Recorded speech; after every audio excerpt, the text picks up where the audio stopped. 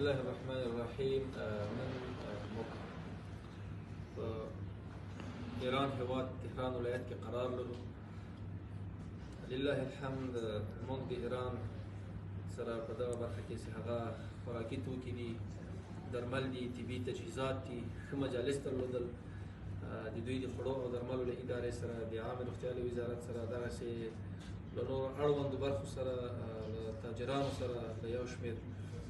کمپنیو نه مو لیدنه درلوده چې په نتیجه کې د موږ دغه راتګ دلته ډېر مثبت و او موږ ډېرې ښې لاسته راوړنې لرو. او همدارنګه موږ وکولی شوی چې د ایران هیواد د خوړو او درملو له ادارې سره یوه تفاهمنامه لاسلیک کړو چې هغه تفاهمنامه ما ډاکټر عبدالباري عمر چې د خوړو او درملو د ادارې سرپرست یم، او د جناب محترم ډاکټر حیدر محمدي چې د ایران د خوړو او درملو د ادارې عمومي رئیس ده،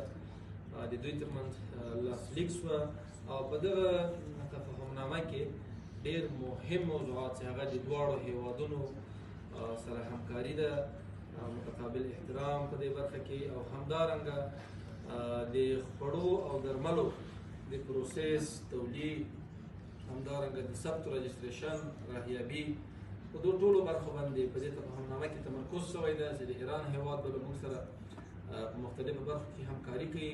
او موږ به هم د ایران د هیواد د تاجرانو لپاره سهولتونه په افغانستان کې ایجادوو تر څو وکولی شو چې د دغې تفاهمنامې په اساس باندې هغه ټکنالوژي چې په ایران کې نن کارول کېږي او دوی تقریبا تر ډېره حده پورې د خوراکي توکو په برخه کې، د درملو په برخه کې، د طبي تجهیزاتو په برخه کې مشرفا دي. او په همدې اساس موږ وکولی شو چې دغه ټکنالوژي دوی افغانستان ته انتقال کړو. د دوی تجاران داسې حتی په افغانستان کې سرمایه‌ګذاري وکړي او د موږ له کمپنیو سره، د موږ له شرکتونو سره کار